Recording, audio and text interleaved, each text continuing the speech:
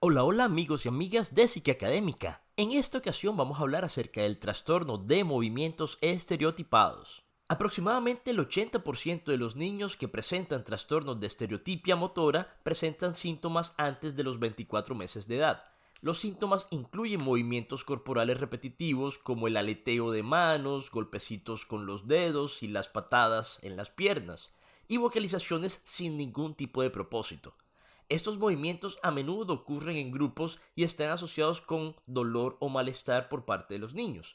La estereotipa motora es más común en niños pequeños y generalmente se resuelve alrededor de los 3 o 4 años de edad.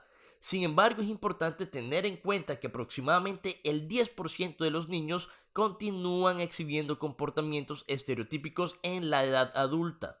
Existen varios factores de riesgos relacionados con el trastorno de movimientos estereotipados. El aislamiento social es un factor. Otro es el trastorno por déficit de atención con hiperactividad y un tercero es el trastorno del espectro autista. Los trastornos del movimiento estereotípico se clasifican en tres categorías principales: de tipo hipercinético, de tipo hipocinético y mixto. Los trastornos hipercinéticos incluyen el síndrome de Tourette y el trastorno crónico de tics motores y vocales. Los trastornos hipocinéticos incluyen la distonía y el corea. El tipo mixto incluye ambos, hipercinéticos e hipocinéticos. Las hipercinesias se definen como movimientos anormales, rápidos, irregulares, rítmicos, espasmódicos y a veces intencionales que ocurren sin control consciente. Estos movimientos suelen comenzar en una parte del cuerpo y extenderse a otra. Pueden ser causados por daños en nuestro cerebro o en la misma médula espinal, factores genéticos, medicamentos, infecciones y enfermedades como la esclerosis múltiple y la enfermedad de Parkinson. Algunas personas experimentan hipercinesias durante el sueño.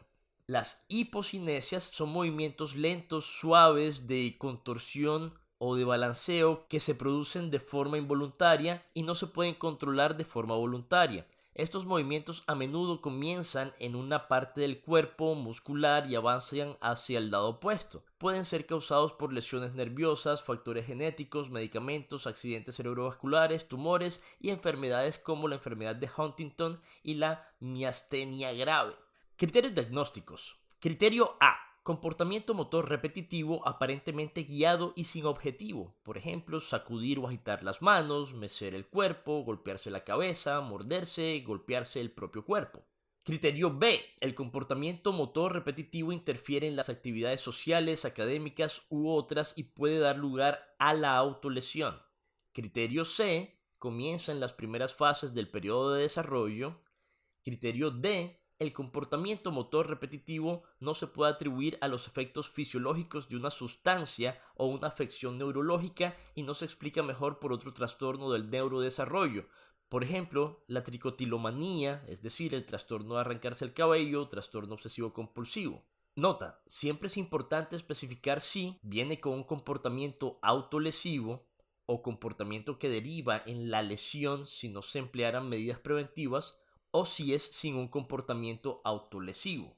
También es importante señalar si está asociado a una afección médica o genética o a un trastorno del neurodesarrollo o a un factor ambiental conocido, como por ejemplo el síndrome de Lesch-Nyhan o una discapacidad intelectual o una exposición intrauterina al alcohol. También es importante especificar la gravedad actual, es decir, si los síntomas son leves, que quiere decir que desaparecen fácilmente mediante el estímulo sensorial o la distracción; si son moderados, es decir, que los síntomas requieren medidas de protección explícitas y modificación del comportamiento; o si son graves, que quiere decir que se necesita vigilancia continua y medidas de protección para prevenir lesiones aún más graves. Prevalencia. Los movimientos estereotipados simples, por ejemplo mecerse, son frecuentes en los niños pequeños con desarrollo normal.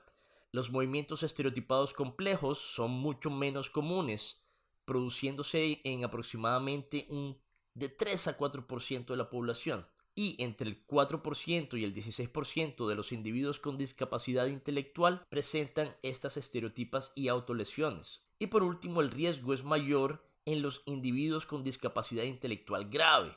Entre los individuos con discapacidad intelectual que viven en residencias, el 10 al 15% puede tener un trastorno de movimientos estereotipados con autolesiones. Comorbilidad. El trastorno de movimientos estereotipados puede producirse como un diagnóstico primario o secundario a otro trastorno.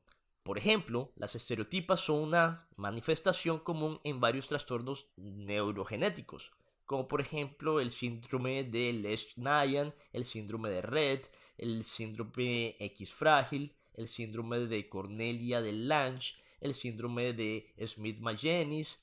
Cuando los movimientos estereotipados coexisten con otra afección médica, deberían codificarse ambos trastornos. Esto fue el trastorno de movimientos estereotipados aquí en Psiquiacadémica. Tengan muy buen día, buena tarde, buena noche, donde quiera que estén.